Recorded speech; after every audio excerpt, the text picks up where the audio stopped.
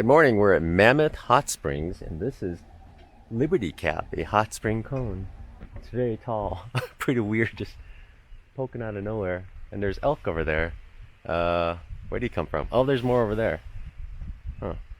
You know what's funny is you always see these warnings about don't approach animals, and I just saw a lady just walk like really close. Closer than 25 feet.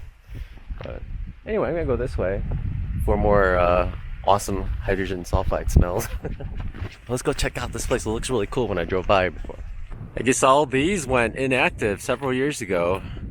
They've been inactive for a long time. And they're just hardened rocks now, but they look amazing. These structures they build. I'll try to get some close-up shots for you, but they are just, like, you can tell they were flowing at some point. There's little caves in there and everything. It's pretty wild. Even when they're inactive, they're still really cool.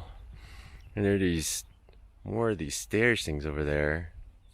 Crazy. Get closer in a little bit, and then there's more active springs down there. And there's the town. Once you get past the entrance, you drive 4 miles or so, 5 miles, and then there's a town there. There's actually a whole bunch of elk walking around right now. But it's amazing, they have their own post office. And at the Old Faithful area, they have another post office. How many post offices does one national park have? I didn't think any. But look at all those buildings down there. A lot of restaurants. Yeah. Look at the mountains in the background. Amazing. Just beautiful. Snow-capped mountains too. Amazing. Hear all that water flowing down these steps. What's funny is the ground is like a light brown, but the way the sun's hitting it right now, wait for it, look at it, it's like golden gilding around all the rock surfaces. What do you think? It's absolutely beautiful, isn't it? It probably doesn't get like this all the time. It just, the situation, sun, maybe. But it looks amazing. It's just like there's gold just along the ridges of all the rocks. Isn't it crazy? It's beautiful. I try to take some pictures, but it just doesn't do it justice. I was hoping video would, but I don't think it would either. And then right above all this is this guy. Oh, there's steam coming off the top. And over here, everything's gonna get fogged up. And look at these rocks here with snow on them. Beautiful day.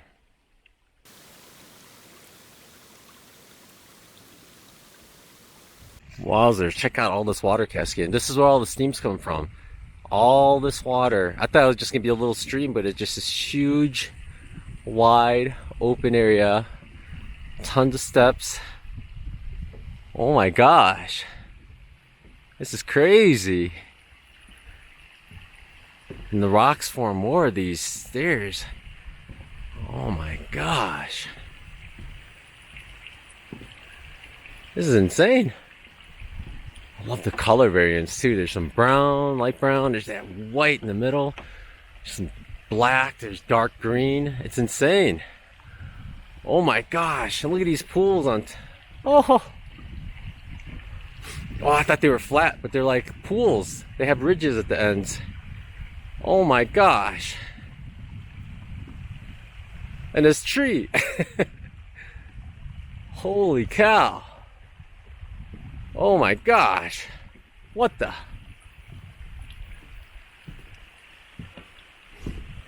Holy cow. This place is amazing.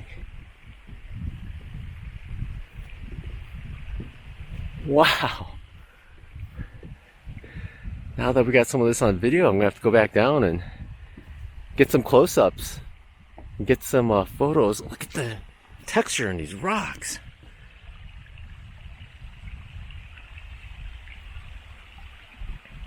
Wow.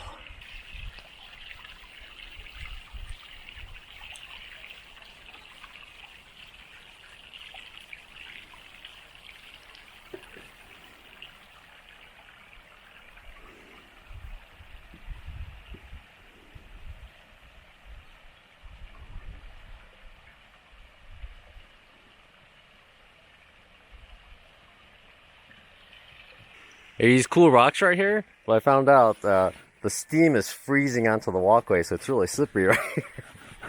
Really slippery. Okay.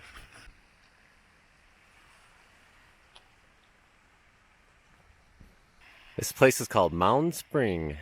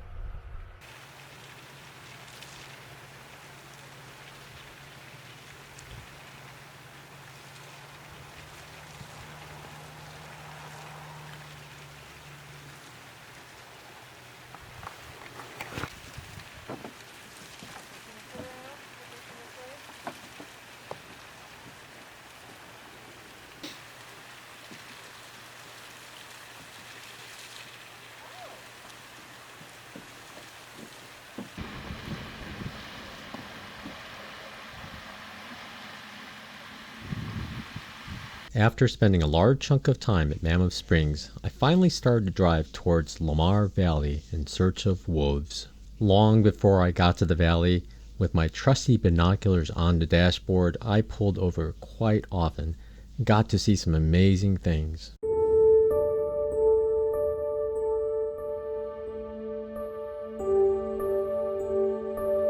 As I got closer, I pulled over every time I could just to look around.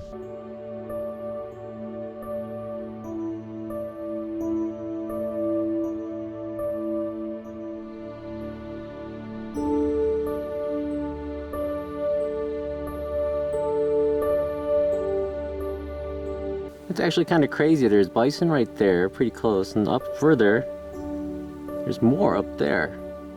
They're everywhere. Everywhere we go, there's bison.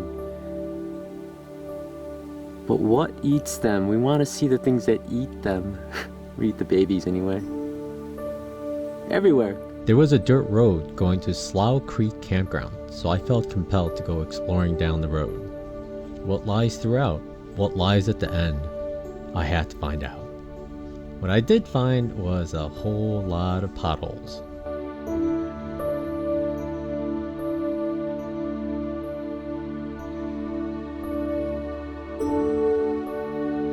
Off to the next turnout.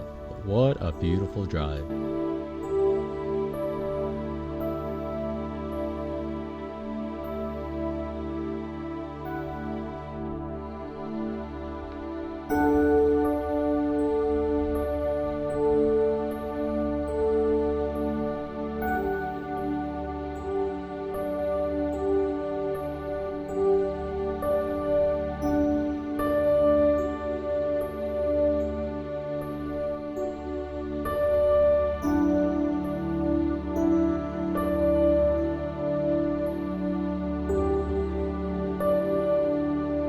I don't know if anybody knows what I'm doing here, but I'm actually repairing a chip that happened on my window a few days ago. It's just been snowing and raining too much before, so I just got to it, but basically a rock hit it and made it what's called a bullseye. I'll show you a picture of it before. I kind of wish I did video the whole process of setting it up, but I didn't want to mess it up. So, because once you get gunk in the crack, it's not gonna work again. But what it basically does is, if you get a little crack, you set up this thing and you put this little plunger right on the outside, right where the hole is for the bullseye, and you push down and this rubber part makes a seal. You drip some resin in there and you close this plunger and you screw it in, and it forces the resin into the crack. You let it sit for 4 or 5 minutes, and from what I can tell from in here, I cannot see it at all. So this is a successful repair. I remember doing this before one time, and I think I was impatient. I didn't wait 4 or 5 times. I did have to screw it in, and then I had to open it and drip 6 more drops, and then screw it in again. But it seems to have done the trick. So I'm gonna give it a couple more minutes for the 4 to 5 minutes. Then I'm gonna take this whole contraption off, and then put a curing strip on it, and then let it sit in the sun. Of course, today's the only day of sun we have in a long time, and after today, there's no sun either. But I do have basically a window blocking it. All right, there's that. I'm covering it with one of those window blockers because it's blackout curtains, so why not? The UV cures it, so you don't want the sun hitting it until after you got it completely in the cracks. You get it cured too early and the resin will gunk up the cracks and you'll never get the resin in. So I think I'm done. I'm gonna pull this out, put a curing strip over it, and then let it sit out in the sun for 5 minutes again, and then dry it out. We'll see what happens then. I'm just minding my own business, fixing a windshield, and I turn around and a bunch of bison decide to come by. Huh. They just came out of nowhere. Well, I knew there was some up there, but they're everywhere. Everywhere. Here. Ooh. Some of them are making grunting sounds. I was out here first. Oh, they're gonna block the road. I'm going east. I'm going the other way, suckers. Oh, here come some cars. Now they're gonna get stuck. Some babies there and everything. Are we 25 feet? Yeah, we're 25 feet. I guess I shouldn't hang out so much. There's a whole bunch of them up there too. If they all start coming down to cross the road. Ooh. Oh, there's a bird on one of them. Okay, I'm gonna get the other camera so you can show you the bird.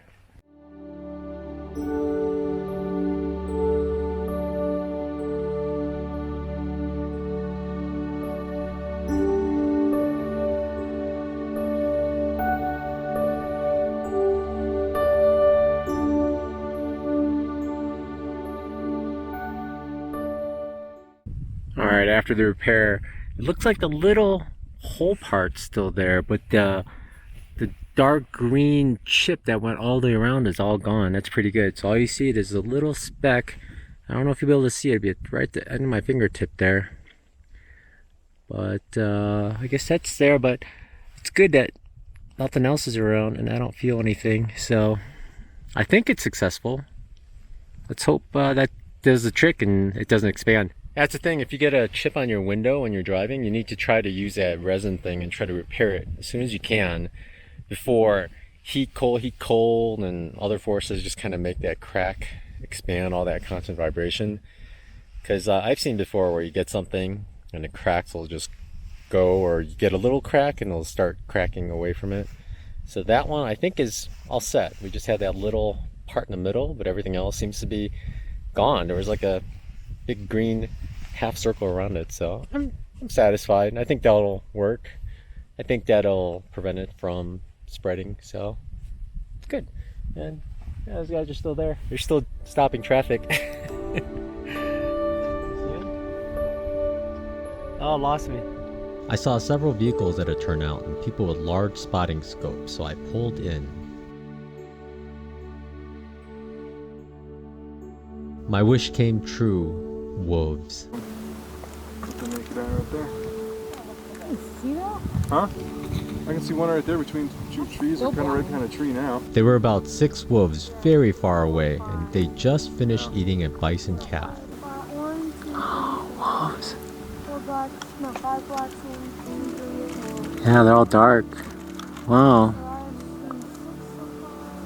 Oh, one just stood up. I didn't notice that one. Oh yeah, this one's looking definitely. Right there.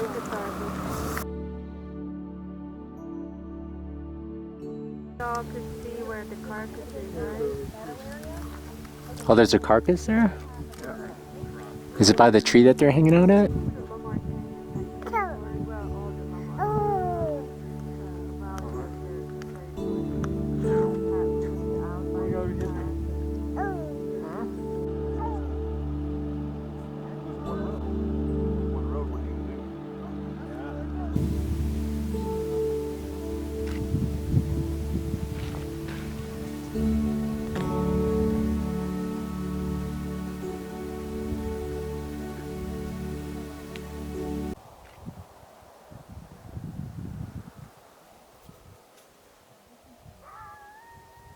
Unfortunately, having just eaten, they were pretty mellow, but at one point they started to howl. The howls were just audible where we were at, but sadly a coyote right behind us somewhere joined in, so all we heard was that coyote. I couldn't help thinking that the coyote was going to be their next victim.